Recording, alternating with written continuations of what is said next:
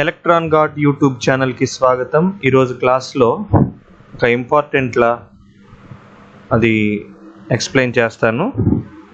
Amperes work లా, దీన్నే amperes circuit లా అని కూడా అంటారు. Ampere's work law or other name. ఎగ్జామ్లో మీరు యాంపియర్ సర్క్యూట్ లా అని ఇచ్చిన ఈ రెండు సేమే, యాంపియర్స్ సర్క్యూట్ లా. ఓకే, ఈ యాంపియర్ సర్క్యూట్ లా మీరు రావాలి అంటే మీకు ప్రీవియస్ క్లాస్ కూడా ఒకసారి యూట్యూబ్లో చూడండి. Bio Savart's law application magnetic field infinite లైన్కి ఎలా ఫైండ్ అవుట్ చేస్తారో దీనికంటే ముందుగా ప్రీవియస్ వీడియో ఒకటి అప్లోడ్ చేశాను. బయో సావర్ట్స్ లా అప్లికేషన్ అనే వీడియో చూడండి, ఇది ఇంకా మీకు బాగా అర్థమవుతుంది. ఫస్ట్ ఈ యాంపియర్స్ వర్క్ లాకి స్టేట్మెంట్ నోట్ చేసుకోండి. Ampere's work law or Ampere's circuit law, మీరు నేను ఇచ్చే స్టేట్మెంట్ ద్వారానే దాని మ్యాథమెటికల్ ఎక్స్ప్రెషన్ ఈజీగా రాయొచ్చు. లైన్ ఇంటిగ్రల్ ఆఫ్, ఏమని అంటున్నాను ఆ వర్డ్ మీరు ఆ స్టేట్మెంట్ రాయడానికి కూడా చాలా యూజ్ అవుతుంది. Line integral of magnetic field. Magnetic field అంటే దాన్ని హెచ్ బార్తో రిప్రజెంట్ చేస్తాం. Line integral of magnetic field that is exactly equal to direct current. Direct current, current అంటే ఐతో రిప్రజెంట్ చేస్తాం. Direct current enclosed by path. Okay, line integral of magnetic field that is equal to direct current. ఇప్పుడు నేను చెప్పిన ఈ word statement నుండే మనం equation ఈజీగా రాయొచ్చు. యాంపియర్స్ వర్క్ లా స్టేట్మెంట్ అంటే ఈజీగా ఇది ఎగ్జామ్లో వస్తే ఇలా రాయండి. Line integral of magnetic field that is exactly equal to the direct current enclosed. That is మ్యాథమెటికల్గా ఎలా రాస్తాం? Line integral over L. Line integral of a parameter చెప్పాను? Magnetic field or magnetic field strength H bar. ఇక్కడ line integral use చేసాం కాబట్టి DL bar అని use చేయాలి. That equal to దేనికి ఈక్వల్? డైరెక్ట్ కరెంట్ ఎన్క్లోజ్డ్ అంటే ఐ. ఓకే, ఈ స్టేట్మెంటే Ampere's work law or Ampere's circuit law statement. Okay, integral H bar DL bar equal to I. ప్రతి పారామీటర్కి మీరు స్పెసిఫై చేయాలి వాట్ ఈజ్ వాట్ అని. ఇది magnetic field H bar. Okay, it is measured in ampere per metre, units ampere per metre. DL bar అంటే ఏంటి? L అంటే length, D అంటే DL bar అంటే differential length. DL bar means differential length. Okay, ఇక్కడ bar పెట్టాను కదా అంటే vector, differential length vector. Okay, this is also vector magnetic field. This is direct current scalar. Okay, ఇప్పుడు నేను దీన్ని ప్రూవ్ చేస్తాను. ఇప్పుడు ఇచ్చిన స్టేట్మెంట్కి ప్రూఫ్ చెప్తాను, జాగ్రత్తగా వినండి. Integral H bar DL bar equal to I కదా. ఓకే, ఇప్పుడు దీంట్లో నేను ఎల్హెచ్ఎస్ తీసుకుంటున్నాను. ఎల్హెచ్ఎస్ ఏంటి? Integral H bar DL bar. Okay, only LHS తీసుకుంటున్నాను. మనకి ఆర్హెచ్ఎస్ వస్తుందో లేదో మనం ఇప్పుడు ట్రై చేద్దాం, వెరిఫై చేద్దాం. ఓకే, ఇక్కడ ఎల్హెచ్ఎస్లో ఫస్ట్ మనకి హెచ్ బార్ వాల్యూ తెలియాలి, తర్వాత డిఎల్ బార్ వాల్యూ తెలియాలి. హెచ్ బార్ అంటే మ్యాగ్నెటిక్ ఫీల్డ్, డిఎల్ బార్ అంటే డిఫరెన్షియల్ లెంత్. ఓకే, ఇప్పుడు హెచ్ బార్ అంటే మ్యాగ్నెటిక్ ఫీల్డ్. మ్యాగ్నెటిక్ ఫీల్డ్ దేని మ్యాగ్నెటిక్ ఫీల్డ్ తీసుకోవాలి, దేని వాల్యూ తీసుకోవాలి అంటే ప్రీవియస్ క్లాస్లో బయో సావర్ట్స్ లా అప్లికేషన్ చెప్పాను. దాంట్లో మనం ఒక స్ట్రక్చర్ తీసుకున్నాం, ఇన్ఫైనైట్ లైన్ అనే ఒక స్ట్రక్చర్ తీసుకున్నాం. ఒకసారి వీలుంటే మీరు ఆ వీడియో చూడండి, మీకు ఇంకా ఈజీగా అర్థమవుతుంది. అందులో మనకి ఇన్ఫైనైట్ లైన్ ఈ స్ట్రక్చర్కి మ్యాగ్నెటిక్ ఫీల్డ్ ఫైనల్గా ఎంత వచ్చిందంటే ఆ ఈక్వేషన్ చూస్తే మీకు అర్థమవుతుంది. ఫైనల్గా ఈక్వేషన్ మనకి H bar equal to I by 2π rho, direction ఫై డైరెక్షన్లో వచ్చింది. ఐ బై 2π రో, ఇక్కడ ఏ ఫై క్యాప్ అనేది డైరెక్షన్ రిప్రజెంట్ చేయడానికి వాడతాం. ఓకే, ఐ బై 2π రో ఏ ఫై క్యాప్, యూనిట్స్ మ్యాగ్నెటిక్ ఫీల్డ్కి యాంపియర్ పర్ మీటర్. ఓకే, ఇక్కడ రో 5 అనేది మీకు అన్నోన్ పారామీటర్స్గా అనిపించవచ్చు ఈ క్లాస్ వరకే మీరు విన్నట్లయితే, ప్రీవియస్ క్లాస్ వినకపోతే. ఇక్కడ రో 5 అనేది ఇక్కడ మనకి సిలిండ్రికల్ కోఆర్డినేట్ సిస్టమ్ని రిప్రజెంట్ చేస్తుంది. సిలిండ్రికల్ కోఆర్డినేట్ సిస్టమ్ ప్రకారం మనకి 3 టర్మ్స్ ఉన్నాయి. రో 5z. రో అంటే రేడియస్ ఆఫ్ ద సిలిండర్, 5 అంటే అజిముతల్ యాంగిల్, జెడ్ అంటే డిస్టెన్స్. ఓకే, ప్రతిదానికి రేంజ్ ఉంటుంది. ప్రీవియస్ క్లాస్లో నేను కార్టీషియన్ కోఆర్డినేట్ సిస్టంలో ఉన్న ప్రతి పారామీటర్కి రేంజ్ చెప్పాను. ఇప్పుడు రోకి రేంజ్, ఫస్ట్ పారామీటర్ రో, radius of cylinder range 0 to infinity. Okay, తర్వాత అజిముతల్ యాంగిల్ 5, దీని రేంజ్ 0 to 2π. ఓకే, తర్వాత జెడ్ డిస్టెన్స్ కదా ఇది, దీని రేంజ్ ప్రీవియస్ క్లాస్లో చెప్పాను XYZ చెప్పేటప్పుడు, -∞ to +∞. ఓకే, రేంజెస్ కూడా తెలియాలి ఎందుకంటే ఇక్కడ మనం ఇంటిగ్రేషన్లో లిమిట్స్ వాడాలి. ఆ లిమిట్స్ ఇప్పుడు విత్ రెస్పెక్ట్ టు ఏ పారామీటర్కి మనం ఇంటిగ్రేషన్ చేస్తున్నామో దానికి సంబంధించిన లిమిట్స్ వాడాలి. కాబట్టి మనం సిలిండ్రికల్ కోఆర్డినేట్ సిస్టంలో ఉన్న ఈ 3 పారామీటర్స్కి ముందుగా ఆ రేంజెస్ తెలుసుకుంటే మంచిది. ఓకే, మొత్తానికి ఇక్కడ హెచ్ బార్ అంటే ఏం తీసుకోవాలి, ఇన్ఫైనైట్ లైన్ యొక్క మ్యాగ్నెటిక్ ఫీల్డ్ క్యాలిక్యులేట్ చేసాము. దాని యొక్క మ్యాగ్నెటిక్ ఫీల్డ్ ఇంత I/2π రో A5 cap. Okay, next what is DL bar? DL bar అంటే చెప్పాను కదా, డిఫరెన్షియల్ లెంత్. డిఫరెన్షియల్ లెంత్ కూడా మీకు ఫార్ములా ఇస్తాను, నోట్ చేసుకోండి. డిఫరెన్షియల్ లెంత్ వెక్టార్, దీనికి ఫార్ములా ఏంటంటే d రో a రో cap plus rho into d5 into a5 cap plus dz into az cap. Okay, ఇక్కడ మనం హెచ్ బార్ అనే వెక్టార్ని డిఎల్ బార్ అనే వెక్టార్ని మల్టిప్లై చేయాలి. మల్టిప్లై చేసేటప్పుడు ఒక 2 డిఫరెంట్ డైరెక్షన్స్ వస్తే, ఇక్కడ ఇది డాట్ ప్రొడక్టే కదా జనరల్ మల్టిప్లికేషన్, అక్కడ మనం మల్టిప్లై చేసేటప్పుడు డిఫరెంట్ డైరెక్షన్స్ వచ్చినప్పుడు మల్టిప్లై చేస్తే 0 అవుతుంది ఆన్సర్. కాబట్టి ఆ 0 అయ్యేటట్లుంటే మనం అనవసరంగా తీసుకోవడం ఎందుకు, కాబట్టి మ్యాక్సిమం అయ్యేటటువంటి డైరెక్షన్స్నే మనం తీసుకుందాం. ఇప్పుడు మీకు అర్థమయ్యేటట్లు చెప్తాను. హెచ్ బార్ని ఇప్పుడు ఇక్కడ ఉన్న డిఎల్ బార్తో మల్టిప్లై చేయాలి. మల్టిప్లై చేయాలంటే హెచ్ బార్కి ఇక్కడ ఒక్క డైరెక్షనే ఉంది. ఓకే, ఓన్లీ 5 డైరెక్షన్, ఇది యూనిట్ వెక్టార్ డైరెక్షన్ని రిప్రజెంట్ చేస్తుంది.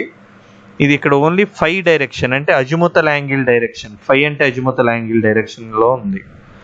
బట్ ఇక్కడ డిఎల్ బార్లో చూస్తే ఆ ఫార్ములాలో మనకి 3 డైరెక్షన్స్ ఉన్నాయి, ఏ రో A5 AZ క్యాప్.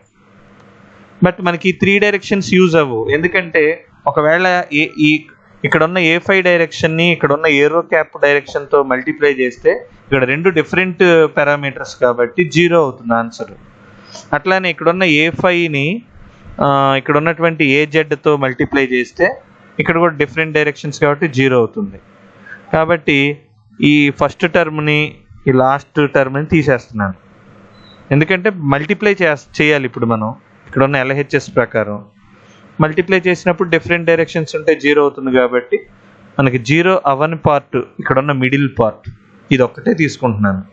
డిఎల్ బార్లో only rho into d5 into A5 cap, ఇక్కడ కూడా 5 క్యాప్ ఉంది కదా A5 క్యాప్, ఇక్కడ మ్యాగ్నెటిక్ ఫీల్డ్ కూడా direction A5 cap. So same direction multiply చేస్తే ఆన్సర్ 1 వస్తుంది అనమాట. యూనిట్ వెక్టార్ ప్రాపర్టీస్లో అది మీకు తెలుస్తుంది. ఓకే, ఇప్పుడు నేను అప్లై చేస్తున్నాను. Integral over L, H bar value ఎంత అని రాశాను చూడండి, I/2π రో A5 cap into DL bar value.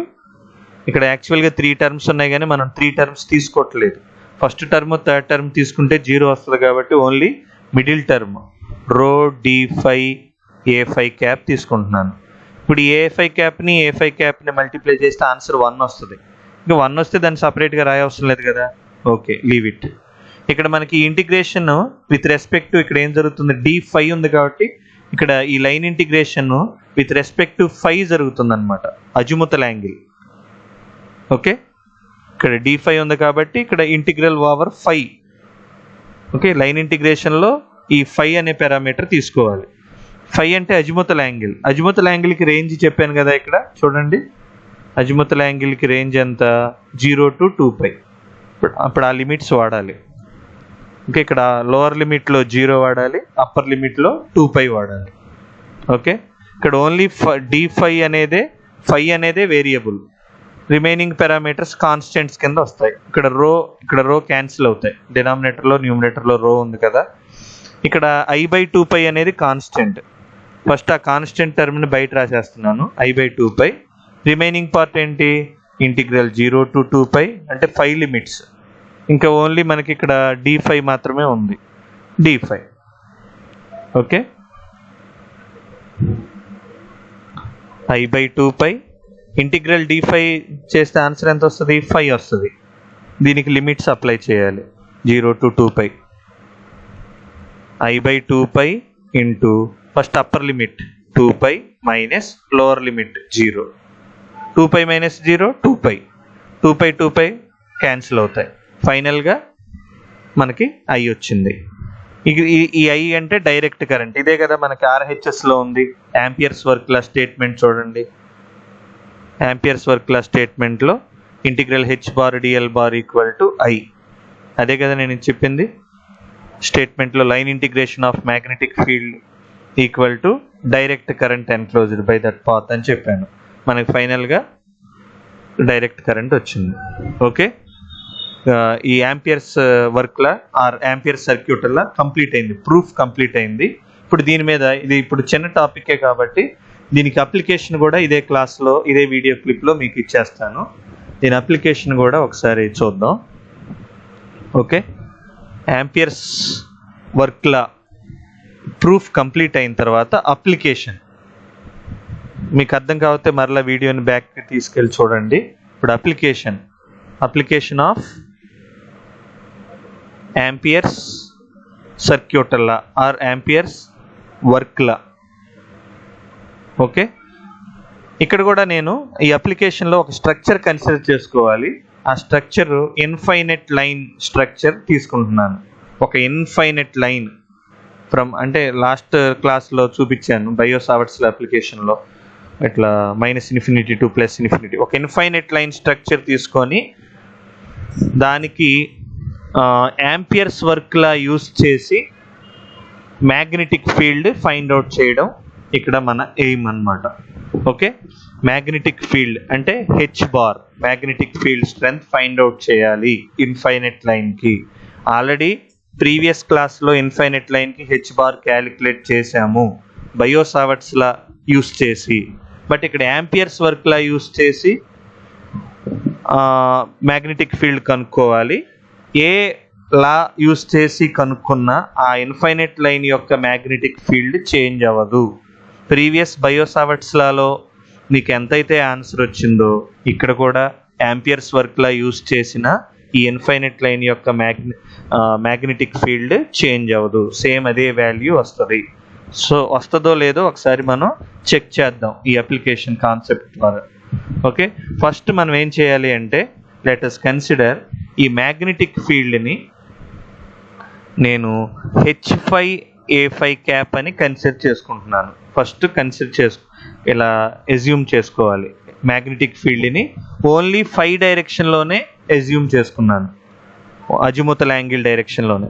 యాక్చువల్గా కంప్లీట్ ఫామ్ రాయాల్సి వస్తే ఈ h బార్కి ఈక్వేషన్ ఫామ్, ఒక వెక్టార్ యొక్క ఈక్వేషన్ ఫామ్, ఇక్కడ 5 అనేది ఇక్కడ కూడా సిలిండ్రికల్ కోఆర్డినేట్ సిస్టమ్ని రిప్రజెంట్ చేస్తుంది. సిలిండ్రికల్లో ρ5z అనే టర్మ్స్ వస్తాయి.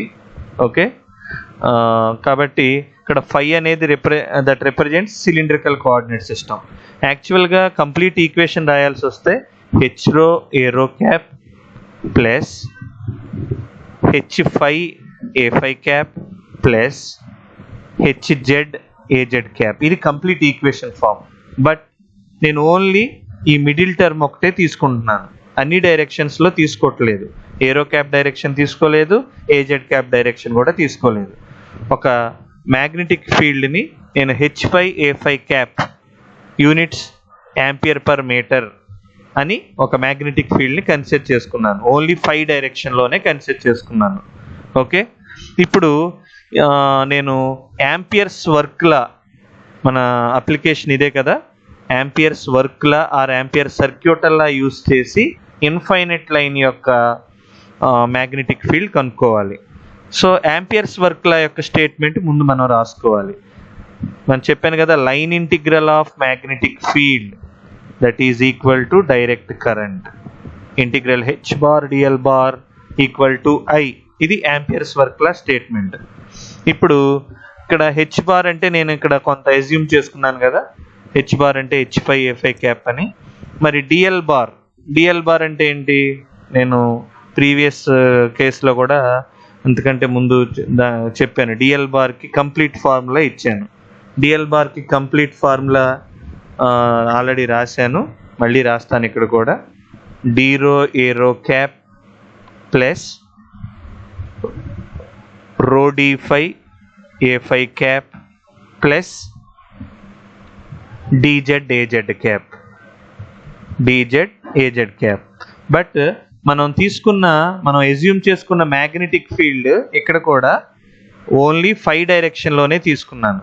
ఇప్పుడు ఆ మ్యాగ్నెటిక్ ఫీల్డ్ని ఇక్కడ ఉన్న డిఎల్ బార్తో మనం తీసుకున్న మ్యాగ్నెటిక్ ఫీల్డ్ ఏంటి, H5 A5 క్యాప్. ఇది ఓన్లీ 5 డైరెక్షన్లోనే తీసుకున్నాను కాబట్టి దాన్ని ఇక్కడ ఏరో క్యాప్తో మల్టిప్లై చేసిన, ఏజెడ్ క్యాప్తో మల్టిప్లై చేసిన ఆన్సర్ 0 వస్తుంది. కాబట్టి ఇక్కడ కూడా ఓన్లీ మిడిల్ టర్మే తీసుకుంటున్నాను. ఓకే, ఇక్కడ ఈ ఫస్ట్ టర్మ్ థర్డ్ టర్మ్ తీసుకున్నా యూజ్ లేదు, ఆన్సర్ 0 వస్తుంది మల్టిప్లై చేసినప్పుడు. ఓకే, ఒకసారి చూడండి, దీంట్లో అప్లై చేస్తున్నాను ఫార్ములాలో, యాంపియర్స్ వర్క్లలో integral over L. H bar ఇక్కడ మనం ఎంత కన్సిడర్ చేసుకున్నాం, H5 into A5 cap into next DL bar అంటే ఫార్ములాలో 3 టర్మ్స్ ఉన్నాయి కానీ మనకి ఫస్ట్ టర్మ్ థర్డ్ టర్మ్ వాళ్ళు యూజ్ లేదని చెప్పాను కదా, సో మిడిల్ టర్మే రాస్తున్నాను, రో D5 A5 క్యాప్. ఇక్కడ సేమ్ డైరెక్షన్లో ఉన్న 2 యూనిట్ వెక్టార్స్ని ప్రొడక్ట్ చేస్తే ఆన్సర్ 1 వచ్చింది అని చెప్పాను కదా, ఆన్సర్ 1 వస్తుంది అనమాట. సో లీవ్ ఇట్, 1 అంటే మనం స్పెసిఫిక్గా రాయవసరం లేదు. ఇక్కడ H5 నేను అవుట్ సైడ్ రాసేస్తున్నాను, రో కూడా నేను బయట రాసేస్తున్నాను. ఓన్లీ ఇంటిగ్రల్ D5 ఉంది, ఇంటిగ్రల్ D5. ఇక్కడ మీకు కొంతమంది డౌట్ రావచ్చు, ఇక్కడ H5 కూడా ఇక్కడ 5లో ఉంది కదా, ఇక్కడ ఇంటిగ్రల్ ఓవర్ ఇది విత్ రెస్పెక్ట్ టు 5. బట్ ఇది ఇక్కడ ఇది స్కేలార్ క్వాంటిటీ కాన్స్టెంట్గా యాక్ట్ అవుతుంది. హెచ్ సఫిక్స్ 5 ఉంది కానీ మనకి డైరెక్ట్గా 5 టర్మ్స్లో మనకి ఇక్కడ పారామీటర్ లేదు. హెచ్ సఫిక్స్ 5 అంటే అది సఫిక్స్లో 5 ఉంటే అది కాన్స్టెంట్గానే ట్రీట్ చేస్తాం. ఓకే, మీకు అక్కడ డౌట్ అవసరం లేదు, అది స్కేలార్ కాంపోనెంట్ కాన్స్టెంట్ కింద ట్రీట్ చేయాలి. ఇక్కడ అది సఫిక్స్లో ఉన్నప్పుడు అది కాన్స్టెంట్గానే ఉంటుంది కానీ వేరియబుల్ ఎప్పటికీ అవ్వదు అది. ఓకే, ఇక్కడ ఇంటిగ్రల్ D5 లిమిట్స్ తెలుసు కదా, 5 ఇక్కడ విత్ రెస్పెక్ట్ టు 5 ఉంటే 5కి రేంజ్ చెప్పాను 0 to 2π అని. నేను కనుక్కోండి, H5 ఇంటూ రో ఇంటిగ్రల్ D5 అంటే 5, 0 to 2π లిమిట్స్ అప్లై చేయాలి. ఓకే, 0 to 2π లిమిట్స్ అప్లై చేస్తే చూడండి ఒకసారి, H5 into rho into 2π, upper limit 2π minus lower limit 0. Okay, H5 into rho into 2π. ఫైనల్గా మనకి ఎంత వచ్చింది, ఆన్సర్ ఎంత వచ్చింది, H5 ఇంటూ రో ఇంటూ 2π. ఏ ఆన్సర్, మనకి ఆర్హెచ్ఎస్లో ఓన్లీ ఎల్హెచ్ఎస్ సైడే ఇక్కడ నేను అప్లై చేశాను చూడండి. ఇప్పుడు మనం చేసిందంతా ఈ పార్ట్ ఎల్హెచ్ఎస్. ఇప్పుడు ఇక్కడ ఆర్హెచ్ఎస్లో ఏముంది, యాంపియర్స్ ఫోర్స్ల ప్రకారం ఇప్పుడు వచ్చిన ఆన్సర్ దేనికి ఈక్వలెంట్గా ఉంటుంది, ఈక్వల్ టు ఐ. చూస్తున్నారా ఇక్కడ యాంపియర్స్, ఓన్లీ ఎల్హెచ్ఎస్ పార్ట్ని ఇవాల్యుయేట్ చేశాను, ఇంకా రైట్ సైడ్లో మనకి ఈక్వల్ టు ఐ అనేది ఉంది. ఓకే, ఇప్పుడు ఈ వచ్చిన ఆన్సర్ దేనికి ఈక్వల్, ఐకి equal. Okay, H5 into rho into 2π equal to I. ఇక్కడ నాకు ఈ ఈక్వేషన్ నుండి H5 వరకే నాకు వాల్యూ కావాలి, చెప్పగలరు? H5 ఈక్వల్ టు ఇక్కడ ఈ రో ఇంటూ 2πని ఈ రైట్ సైడ్కి మూవ్ చేస్తే అక్కడ మల్టిప్లికేషన్లో ఉన్నది కదా, ఇక్కడికి వచ్చేసరికి డివైడ్ అవుతుంది, I/2π రో అవుతుంది. ఓకే, H5 ఈక్వల్ టు ఫైనల్గా మనకు ఆన్సర్ ఎంత వచ్చింది, ఇది ఒక స్కేలార్ కాంపోనెంట్, బార్ లేదు కదా, స్కేలార్ అనమాట, I/2π రో. ఇప్పుడు వచ్చినటువంటి ఈ స్కేలార్ కాంపోనెంట్ని మనం స్టార్టింగ్లో నేను ఎజ్యూమ్ చేసుకున్నాను కదా, మ్యాగ్నెటిక్ ఫీల్డ్ ఎంత ఎజ్యూమ్ చేసుకున్నాను, ఇన్ఫైనైట్ ఒక మనం స్ట్రక్చర్ తీసుకున్నప్పుడు H5 ఇంటూ A5 క్యాప్ అని ఎజ్యూమ్ చేసుకున్నాను కదా. ఇప్పుడు ఈ H5 దగ్గర ఇప్పుడు వచ్చిన ఈ వాల్యూని అప్లై చేయండి, అప్పుడు మనకి టోటల్ మ్యాగ్నెటిక్ ఫీల్డ్ వస్తుంది. H bar equal to H5 value ఎంత, ఇప్పుడే మనం చూసాం కదా, I/2π రో A5 క్యాప్. H బార్కి ఎప్పుడు కూడా యూనిట్స్ ఏమవుతాయి, యాంపియర్ పర్ మీటర్. ఓకే, ఫైనల్గా మనకు వచ్చిన ఆన్సర్ మ్యాగ్నెటిక్ ఫీల్డ్ I/2π రో A5 క్యాప్. సేమ్ ఆన్సర్ మనకి ఇన్ఫైనైట్ లైన్, ఇప్పుడు మనం ఇక్కడ తీసుకుంది కూడా ఇన్ఫైనైట్ లైన్ స్ట్రక్చరే. ఇన్ఫైనైట్ లైన్ ఎప్పుడు తీసుకున్నా దాని ఆన్సర్ ఇది చేంజ్ అవ్వదు, I/2π రో A5 క్యాప్. ఇన్ఫైనైట్ లైన్ యొక్క మ్యాగ్నెటిక్ ఫీల్డ్ నువ్వు ఏ అప్లికేషన్ యూస్ చేసినా చేంజ్ అవ్వదు. ఇప్పుడు మనం యూస్ చేసిన అప్లికేషన్ యాంపియర్స్ వర్క్ లా. ప్రీవియస్ క్లాస్లో నేను అప్లోడ్ చేసిన వీడియో బయో సావర్ట్స్ లా అప్లికేషన్లో కూడా మనకి సేమ్ ఆన్సర్ వచ్చింది, I/2π రో A5 క్యాప్. సో మనం ఏ లా యూస్ చేసినా మనకి ఇన్ఫైనైట్ లైన్ స్ట్రక్చర్ యొక్క మ్యాగ్నెటిక్ ఫీల్డ్ వాల్యూ చేంజ్ అవ్వదు. సో ఇది ఇప్పుడు నేను చెప్పిన టాపిక్ యాంపియర్స్ వర్క్ లా లేదా యాంపియర్ సర్క్యూట్ లాకి అప్లికేషన్ అనమాట. ఆ లా యూస్ చేసి ఇన్ఫైనైట్ లైన్ యొక్క మ్యాగ్నెటిక్ ఫీల్డ్ ఫైండ్ అవుట్ చేసాం. Okay, thank you. ఈ క్లాస్లో టోటల్గా యాంపియర్స్ వర్క్ లాకి స్టేట్మెంట్ ప్రూఫ్ చెప్పాను, తర్వాత అప్లికేషన్ పార్ట్ కూడా కంప్లీట్ చేయడం జరిగింది. Okay, thank you. ఇది మీకు యూజ్ఫుల్గా ఉంటే అనేక మందికి షేర్ చేయండి, సబ్స్క్రైబ్ చేసుకోండి. Thank you.